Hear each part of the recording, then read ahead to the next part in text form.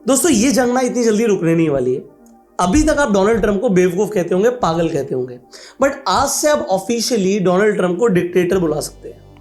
एक democratic country के अंदर एक प्रेसिडेंट डिक्टेटर कैसे बनता है और वो क्या हरकतें करता है, ये डोनाल्ड ट्रंप अब रियल लाइफ एग्जाम्पल के साथ डेमोन्स्ट्रेट कर रहे हैं। अभी हुआ क्या, डोनाल्ड ट्रंप चाहते थे कि वो अपनी मिलिट्री को भेजें ग्राउंड इन्वेजन के लिए, मतलब ईरान के अंदर उतार दें और वहां पर वो लोग जाकर तबाही मचाएं। बट आप समझिए, डोनाल्ड ट्रंप के ऑर्डर्स को उनके 30 जनरल्स ने इनकार कर दिया, रिफ्यूज कर दिया कि भैया हम नहीं मानेंगे। और डोनाल्ड ट्रंप है सन की आदमी। इसने क्या किया, जो इनके सेक्रेटरी ऑफ वॉर हैं पीट हेग्सेट, इनके साथ मिलकर 12 से ज्यादा जनरल्स को तुरंत निकाल दिया, रिमूव कर दिया। सबसे बड़ा नाम जो है वो है जनरल रैंडी जॉर्ज का, जिन्हें खुद जो बाइडेन ने अपॉइंट किया था, जो कि 41st स्टेट ऑफ आर्मी है। इंटरनेट पर ना ये पोस्ट बहुत वायरल हो रही है कि डोनाल्ड ट्रंप कितने बेवकूफ हो सकते हैं कि अभी वो वॉर में है, वॉर लाइक सिचुएशन नहीं है, वॉर चल रहा है, और अब अपने टॉप जनरल्स को निकाल दें। एक तरफ दिखा रहे हैं कि कैसे ईरान के लीडर्स को एलिमिनेट किया गया, मारा गया, आज वो मौजूद नहीं है।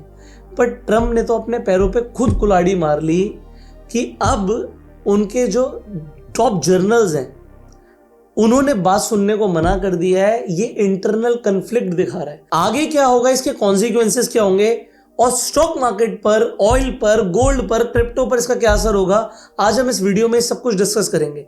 बट सबसे इंपॉर्टेंट है कि अभी के लिए जो जनरल क्रिस्टोफर हैं उन्हें जनरल रैंडी जॉर्ज की जगह अपॉइंट कर दिया गया है। अब ये ट्रंप ने अपनी कठपुतली बिठा दी है, अब ट्रंप कुछ भी कर सकते हैं। देखो, एक तो आप स्क्रीन पर ये लिस्ट देखिए जिन जनरल्स को अभी रिसेंटली ट्रंप ने हटाया है।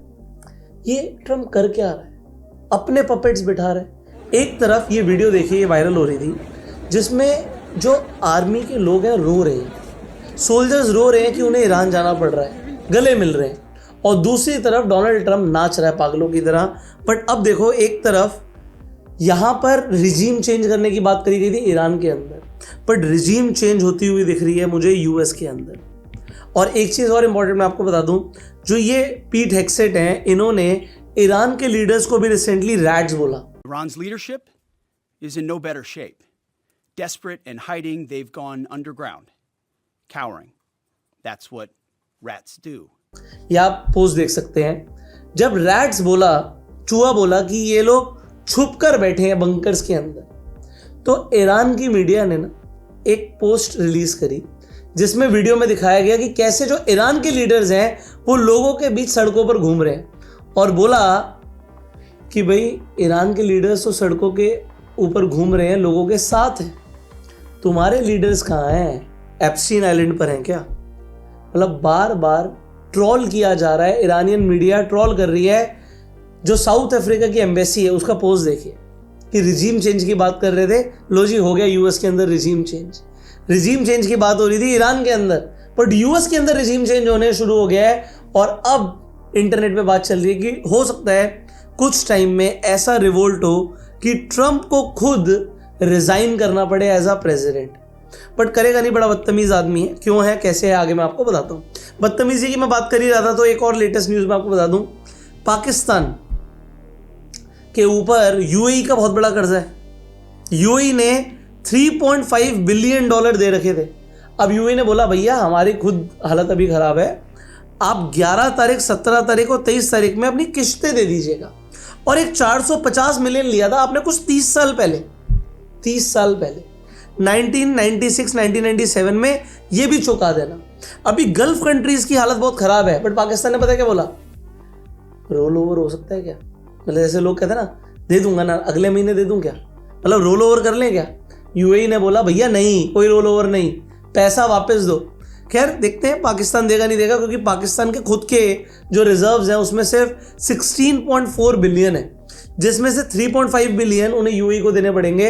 और मैं भी आपको आगे इस वीडियो में बताऊंगा कि गल्फ कंट्रीज पर कितना बुरा इंपैक्ट आ रहा है इस वॉर का। और अभी वॉर रुकती हुई नहीं दिख रही, तो अगले 2 महीने में आपकी पॉकेट पर क्या होगा, सड़कों पर क्या होगा, स्टॉक मार्केट में क्या होगा, ये सब हम इसी वीडियो में डिस्कस करने वाले हैं। तो एंड तक बने रहिएगा।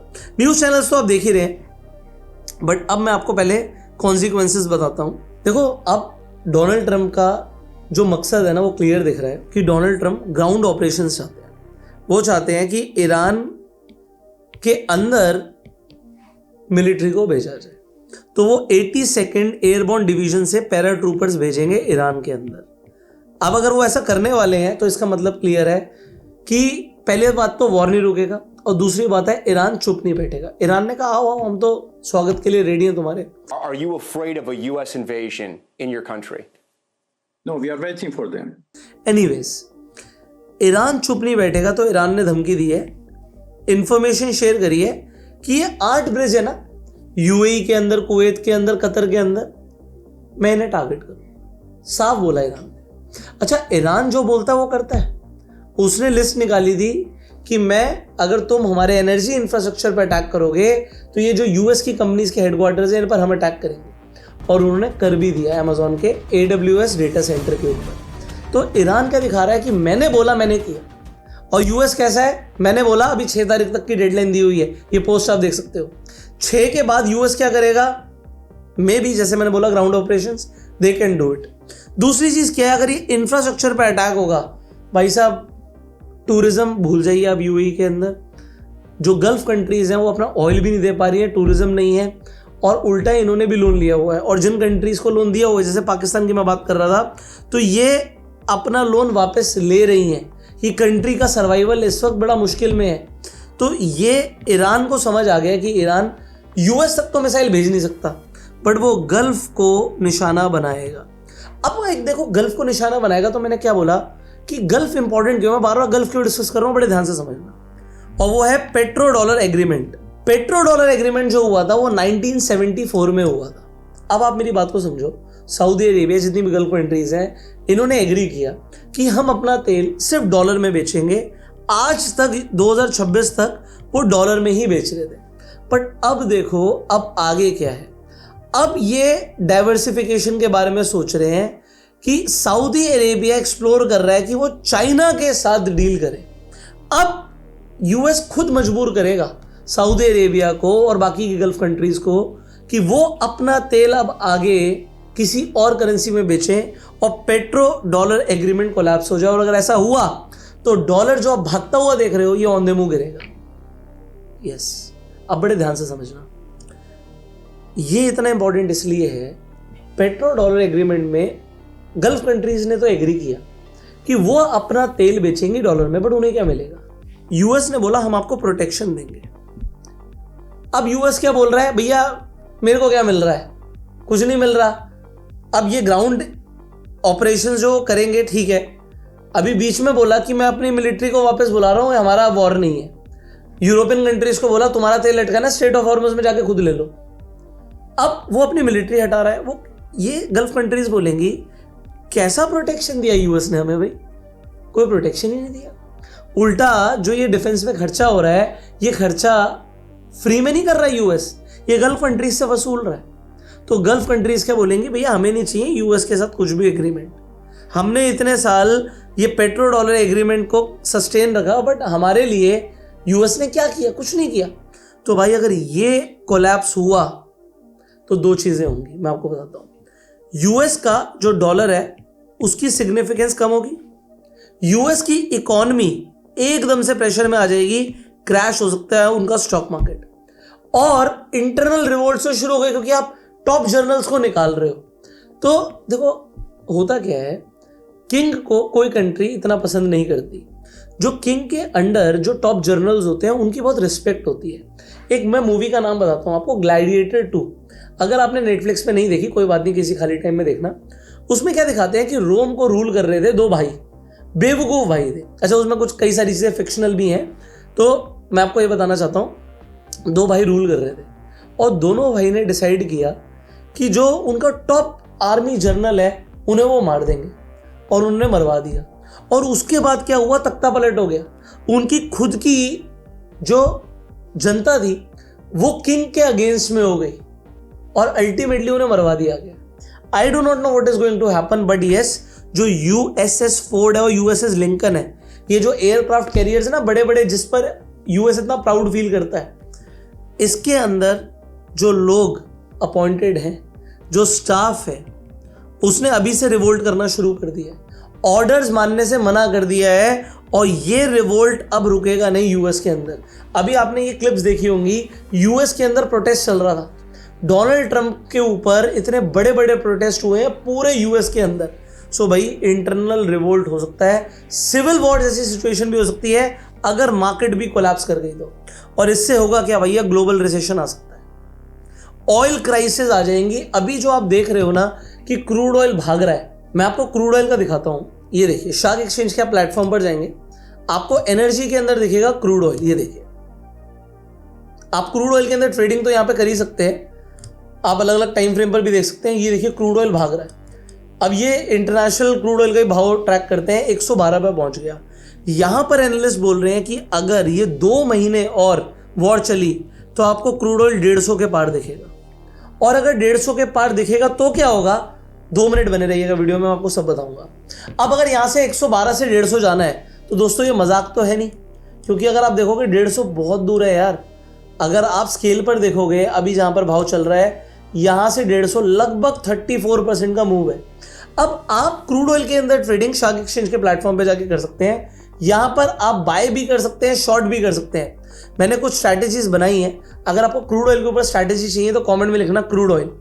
एक ऐसी ज़बरदस्त स्ट्रैटेजी मैं आपको बताऊंगा, क्योंकि यहाँ पर एक चीज़ बताऊँ, शार्क एक्सचेंज पर आपके पास क्रूड भी है और बेंट क्रूड ऑयल भी है। एक डायरेक्शनल प्लस साइडवेज, आप कह सकते हो एक आर्बिट्राज काइंड ऑफ स्ट्रैटेजी मैंने बनाई है। उसकी टेस्टिंग मैं ऑलरेडी यहाँ पर कर रहा हूँ, अभी $100 से हम टेस्टिंग कर रहे हैं, बट मैं आपको बताऊंगा जनरली आपको बहुत मज़ा आएगा वो स्ट्रैटेजी सीखकर। तो कमेंट में क्रूड ऑयल ज़रूर लिखना। फिलहाल के लिए आप शार्क एक्सचेंज पर जाके अकाउंट खोल लीजिए, क्योंकि शार्क एक्सचेंज पर एक तो ये लोएस्ट कॉस्ट क्रिप्टो एक्सचेंज है, आपको मेकर पर से 0.016% की फीस लग रही है, टेकर पर से 0.04% की फीस लग रही है, और यहाँ पर एक 30 डेज चैलेंज भी है। आप यहाँ पर अगर ट्रेडिंग करते हो और आप प्रॉफिटेबल होते हो तो अप टू 30,000 रुपीज़ ये आपको वापस दे देते हैं, प्लस आपको एक सर्टिफिकेट भी मिलता है अगर आप प्रॉफिटेबल होते हैं तो। सो आप शार्क एक्सचेंज पर जाके आज ही अकाउंट खोलिए, लिंक डिस्क्रिप्शन और पिन कमेंट में है, और साथ ही साथ एक गूगल फॉर्म जरूर फिलअप कर देना, क्योंकि जो मैं आपको क्रूड ऑयल की स्ट्रैटेजी दूंगा ना उसकी एल्गो भी दूंगा, बट वो सिर्फ उन्हीं लोगों को मिलेगी जिनका अकाउंट हमारे अंडर होगा। तो अगर आप हमारे लिंक के थ्रू जाके अकाउंट खोल रहे हैं तो मेरी तरफ से आपको गिव अवे मिलने वाला है। आज ही जाके शार्क एक्सचेंज पे अकाउंट खोल दीजिएगा। और मैं आपको जैसे बता ही दूँ, यहाँ पर भाई सिर्फ क्रूड ऑयल नहीं, अगर आप एनर्जी में देखोगे नेचुरल गैस भी आ चुका है। सो आप natural gas, crude oil, Brent crude oil, US stocks, ये देखो US stocks, Meta, Tesla, Google, Amazon, और अगर आप मेटल्स की बात करो तो गोल्ड, सिल्वर, प्लैटिनम, पैलेडियम, ये सब ट्रेड कर सकते हो। सो शार्क एक्सचेंज पे जाके आप इन सारी ट्रेडिंग को तो एंजॉय कर ही सकते हो और ऑप्शंस में भी ट्रेड कर सकते हो। सो लिंक डिस्क्रिप्शन और पिन कमेंट में, आज ही जाके अपना अकाउंट खोल लीजिए शार्क एक्सचेंज के ऊपर। अब देखिए हम यहाँ से आगे बढ़ते हैं। अब एक इंपॉर्टेंट चीज़ है, मैंने नेटो के ऊपर वीडियो बनाई थी, अगर आपने नहीं देखी आई बटन पे लिंक है, जाके देखिएगा। यूएस बात कर रहा है कि वो नेटो से बाहर निकल जाएगा, क्योंकि वही सबसे बड़े कंट्रीब्यूटर है नेटो के अंदर। मैंने वीडियो के अंदर क्लियरली बताया भी था कि यूएस कितना कंट्रीब्यूट करता है और बाकी की यूरोपियन कंट्रीज कितना कंट्रीब्यूट करती है। स्क्रीन पर एडिटर आपको दिखा भी रहे होंगे। तो सबसे बड़ा कंट्रीब्यूशन यूएस का है। अगर नेटो से बाहर निकलता है यूएस, सो अब नेटो के पास यूएस नहीं है, gulf countries petro dollar agreement से बाहर निकल रही हैं, तो ये नेटो और गल्फ मिलकर चाइना की तरफ जाएंगे और चाइना बन जाएगा एक ही रात में next super power. Next super power China बन जाएगा। और चाइना के अंदर आप जानते हो इस वक्त किस तरीके से मैन्युफैक्चरिंग का बोलबाला है। एंटी चाइना के जो सेंटिमेंट्स है ना कोविड के बाद, यूएस और यूरोप की वजह से, यूरोप तो इनके पास चला ही गया, अब यूएस की कोई सुनेगा नहीं, और इसलिए चाइना जो नेक्स्ट सुपर पावर बनेगा, इसका जो इम्पैक्ट होगा, देखो मैं अभी इस वीडियो के अंदर चाइना के अंदर आप इन्वेस्ट करके कैसे पैसे कमा सकते हो और चाइना के सुपर पावर बनने से क्या फ़ायदे हो सकते हैं, क्या नुकसान हो सकते हैं, मैं एक अलग से वीडियो बनाऊंगा। इस वीडियो के अंदर हम नहीं लेके आते हैं, बट अगर आपको चाहिए वीडियो तो कमेंट में चाइना लिख देना। एक इंपॉर्टेंट चीज़ और है कि मुझे लगता है कि ईरान की तरफ से ना साइबर अटैक्स होने शुरू होंगे। ऐसा नहीं है कि ईरान गरीब है तो वो टेक्नोलॉजी में पीछे है, वो साइबर अटैक्स करेगा, वो यूएस के अंदर भी साइबर अटैक्स करेगा। बट साइबर अटैक्स में एक चीज़ और होगी, एप्स्टीन फाइल्स की कई सारी फाइल्स जो बाहर नहीं आई हैं, मुझे लग रहा है ईरान लेकर आएगा, और उन फाइल्स की वजह से ट्रंप को रिज़ाइन करना पड़ेगा। इतना शर्मिंदा कर देंगे, आप कह सकते हो नंगा कर देंगे यूएस के टॉप लीडर्स को, मुझे ऐसा लगता है। फाइनली रिजीम चेंज होगी यूएस में। बट जैसा मैंने बोला था कि अगर ये वॉर 2 महीने चली तो क्या होगा, एक बार आप ये वाली भी मेरी जो रिसर्च है इसे भी देख लीजिए भाई। अगर ये वॉर यहाँ से 2 महीने और चलती है, सिर्फ 2 महीने और, ये अप्रैल और मई निकल गया तो क्या होगा मैं आपको थोड़ा बताता हूँ। वर्ल्ड में जितनी भी इमरजेंसी ऑयल रिजर्व्स हैं वो डेंजर जोन हिट कर जाएंगे, इमरजेंसी ऑयल रिजर्व्स नहीं बचेंगे। आप सीधा देखोगे क्रूड ऑयल को 150 के पार 200 तक भी जा सकता है, 200 के पार भी जा सकता है, ऐसा एक्सपर्ट्स बोल रहे हैं। ऐसा होगा तो रिसेशन तो आएगा ही। यूरोप जैसा देश जहाँ पे इतनी ठंड पड़ती है उसे ऑयल चाहिए, उसे गैस चाहिए, नहीं मिलेगी। ऑस्ट्रेलिया जैसा देश जो अपनी एनर्जी के लिए डिपेंडेंट है, इन जगहों पर लेवल 3 राशनिंग सिस्टम हो जाएगा। इसका मतलब ये है कि नॉन एसेंशियल ड्राइविंग के लिए तेल नहीं मिलेगा, सिर्फ एसेंशियल ट्रांसपोर्टेशन के लिए तेल मिलेगा कंट्री में। तो लोग घरों से शायद ना निकलें, वर्क फ्रॉम होम हो जाए, लॉकडाउन जैसी सिचुएशन हो जाए और हाईवेज पर गाड़ियां ही ना दिखे। बिल्कुल ऐसा हो सकता है। ऑयल क्राइसिस में भी यूएस में ऐसा हुआ था। तो ये रियल ऑयल क्राइसिस है, इसे आप थोड़ा समझ के चलिएगा। दूसरी चीज फर्टिलाइजर्स, इसकी कोई बात नहीं कर रहा यार। गल्फ ना सिर्फ तेल नहीं सप्लाई करता, वर्ल्ड के अंदर जितनी नाइट्रोजन सप्लाई है उसका 30% सिर्फ गल्फ से आता है। अगर 2 महीने तक नहीं आया तो इंडिया के अंदर इस बार की जो हमारी फार्मिंग है, इनफैक्ट ब्राजील जैसे देशों के अंदर जो फार्मिंग है वो डिस्टर्ब्ड होगी और इसकी वजह से पूरी दुनिया में फूड शॉर्टेज आएगा और इसका असर कोई 1-2 महीने नहीं, सालों तक के लिए रह सकता है। फूड शॉर्टेज की वजह से आप, इंडिया में होता है ना, कांदे के दाम बढ़ गए, अनियन के दाम बढ़ गए, प्याज महंगी होने से पॉलिटिशियंस की कुर्सी पर बात आ जाती है। सोचो जब खाना नहीं मिलेगा तो क्या होगा। हर चीज़ महंगी हो जाएगी और हर चीज़ महंगी होगी तो लोग इंडिया में भी रिवोल्ट करेंगे। पूरी दुनिया के अंदर एक क्राइसिस वाली सिचुएशन आएगी। You should be prepared for it. Japan और साउथ कोरिया जैसे देश अपनी 90% एनर्जी सिर्फ स्ट्रेट ऑफ हॉर्मुज से लेते हैं, मतलब गल्फ कंट्रीज से आती है इनकी एनर्जी। अब यहाँ पर अगर आप देखेंगे तो इनकी जापान, साउथ कोरिया इतना ज़्यादा यहाँ पर ये एनर्जी को कंज्यूम करते हैं, एनर्जी शॉर्टेज होनी शुरू हो जाएगी सिटीज़ के अंदर जहाँ पर लोगों को पता नहीं था पावर कट होता क्या है। हो सकता है पावर कट जैसी सिचुएशन आए और चाइना अपनी फैक्ट्री प्रोडक्शन को कम से कम 10% से कम कर सकता है, क्योंकि ग्लोबल डिमांड भी कम हो जाएगी। अगर क्राइसिस आएंगे, रिसेशन आएगा तो डिमांड भी कम होगी। बट इसकी वजह से आप अभी से देखिए, आप पता कीजिए ना एक बार, मेटल्स, एल्यूमिनियम, आपको कुछ भी सामान चाहिए, हर चीज़ इस वक्त महंगी हो गई। ऑयल क्राइसिस की वजह से चीज़ें महंगी होती जा रही हैं। जो लेबर है इंडिया की फैक्ट्रीज के अंदर, लेबर शॉर्टेज हो गई है। लेबर शॉर्टेज क्यों हो गई है भाई? लेबर के खर्चे बढ़ रहे हैं, सैलरी बढ़ नहीं रही, तो लेबर कह रही है भैया मेरी सैलरी बढ़ाओ। अब सैलरी बढ़ाएंगे तो क्या होगा? कंपनीज के प्रॉफिट्स कम होंगे, प्रॉफिट्स कम होंगे तो स्टॉक मार्केट पर असर आएगा। 2 महीने अगर ये वॉर और रुकी नहीं, चलती रही, तो भैया आपको शिप शॉर्टेज भी दिखेगी। इसके ऊपर भी मैंने एक वीडियो बनाई थी जिसमें मैंने बताया था कि लिक्विड हीलियम क्यों ज़रूरी है सेमीकंडक्टर्स के लिए। आपका फ़ोन, आपका कंप्यूटर, आपका लैपटॉप सब महंगा होने वाला है। So you should be prepared for it. और शुरुआत होती है एक ही आदमी से, डिक्टेटर ट्रम्प। आप ट्रम्प के लिए 2 अल्फाज क्या कहना चाहेंगे? कमेंट में ज़रूर बताइएगा। फाइनली मुझे बताइए कि आपको लगता है कि ये वॉर 2 महीने के अंदर खत्म हो जाएगी, ये वॉर लंबी चलेगी? What ever you think, comment down below. But एक क्रूड ऑयल की स्ट्रैटेजी यार मैं ज़रूर दिल से चाहता हूँ वीडियो बनाना, तो क्रूड ऑयल कमेंट में ज़रूर लिखना। इस वीडियो को लाइक कर सकते हैं आप, शेयर कीजिए जिससे लोगों को समझ आए ट्रम्प की हरकतें क्या चल रही हैं। और आप सब्सक्राइब ज़रूर कीजिए, बेल आइकन पे क्लिक कीजिए, क्योंकि देखो मैं चाहता हूँ जो भी इन्फॉर्मेशन है ना उसका आप पर और इकोनॉमी पर क्या असर होगा उसे बिल्कुल ऐसे समझाऊँ कि एक 6th क्लास के बच्चे को भी समझ आए। सो अगर आप जियो पॉलिटिक्स, इकोनॉमी और स्टॉक मार्केट के अंदर इंटरेस्ट रखते हैं तो चैनल को सब्सक्राइब कर लीजिए, बेल आइकन पे जरूर क्लिक कीजिएगा। मिलते हैं आपसे अगली वीडियो में, तब तक के लिए you go self made and जय हिंद।